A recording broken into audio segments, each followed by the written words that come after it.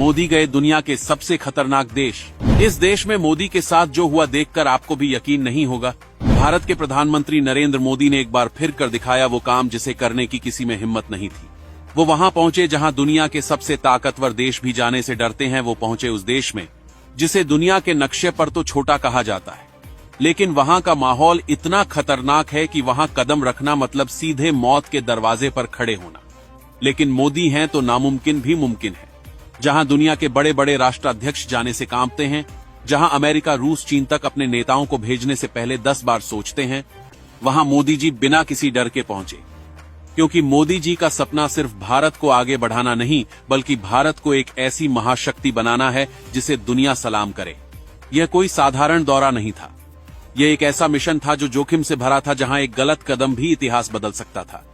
लेकिन मोदी जी जब ठान लेते हैं तो फिर कोई भी दीवार, कोई भी खतरा उन्हें रोक नहीं सकता। अब आप सोच रहे होंगे आखिर ये देश कौन है, किस देश को दुनिया इतना खतरनाक मानती है? तो सुनिए, ये देश है ब्रुनेई। एक छोटा सा देश, लेकिन दुनिया के सबसे अमीर देशों में से एक। यहाँ के सुल्तान हसनल बोलकिया दुनिया के सबसे अमीर शासकों में गिने जाते हैं। उनके पास दौलत के अंबार हैं, 5000 से भी ज्यादा लग्जरी कारें, जिनमें रोल्स रॉयस, बुगाती, फरारी, मर्सिडीज जैसी कारें तो उनके गैरेज में यूं खड़ी हैं जैसे आपके घर में खिलौने पड़े हों। उनके पास प्राइवेट जेट्स, महंगे यॉट्स, महलों की लंबी कतार है। एक एक गहना, एक एक वस्त्र करोड़ों का है। उनकी कुल संपत्ति $50 बिलियन से भी ज्यादा आंकी जाती है। लेकिन सवाल ये नहीं है कि उनके पास क्या है। असली सवाल ये है कि ब्रुनेई को खतरनाक क्यों कहा जाता है। दरअसल ब्रुनेई एक ऐसा देश है जहां पर कानून का सिस्टम दुनिया से बिल्कुल अलग है। यहाँ का शरिया कानून इतना सख्त है कि जरा सी गलती का मतलब सीधा मौत। यहाँ की सरकार अपनी पॉलिसी, अपनी ताकत और अपने नियमों को लेकर इतनी सख्त है कि कई देशों ने यहाँ अपने नेताओं को भेजने से साफ मना कर दिया है। यहाँ की सुरक्षा व्यवस्था इतनी टाइट है कि बाहरी लोगों पर एक एक सेकंड नजर रखी जाती है। हर कोई नहीं पहुंच सकता यहाँ, हर कोई नहीं कर सकता यहाँ के सुल्तान से बातचीत। लेकिन मोदी जी तो मोदी हैं। जहां दुनिया रुकती है वहीं से मोदी जी की शुरुआत होती है।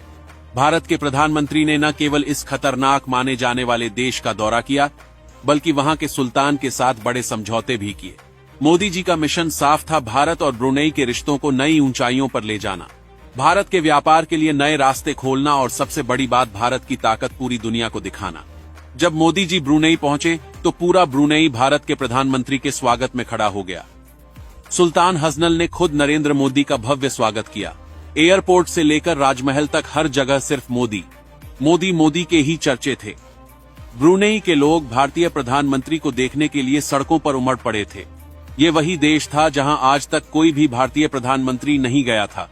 ये वही देश था जहां जाने से बड़े बड़े नेता कतराते थे। लेकिन मोदी जी ने वहां जाकर इतिहास रच दिया।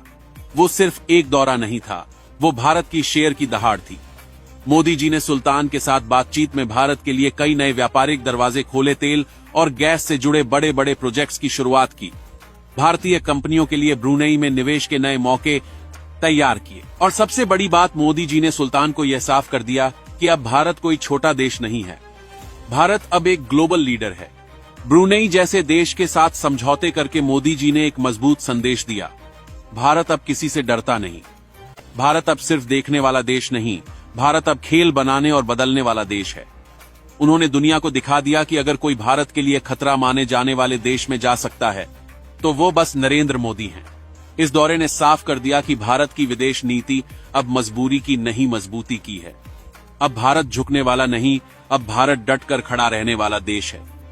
मोदी जी ने एक बार फिर दुनिया को बता दिया कि वो सिर्फ प्रधानमंत्री नहीं हैं, वो भारत की आवाज हैं, वो भारत की ताकत हैं। अगर आपको भी लगता है कि मोदी जी देश के लिए दिन रात मेहनत कर रहे हैं, अगर आपको भी लगता है कि भारत अब एक महाशक्ति बनने की राह पर तेजी से बढ़ रहा है, अगर आपको भी यकीन है कि मोदी जी ने भारत का नाम ऊंचा कर दिया है, तो कमेंट में लिखो जय हिंद और इस वीडियो को शेयर कर सब तक पहुंचा दो।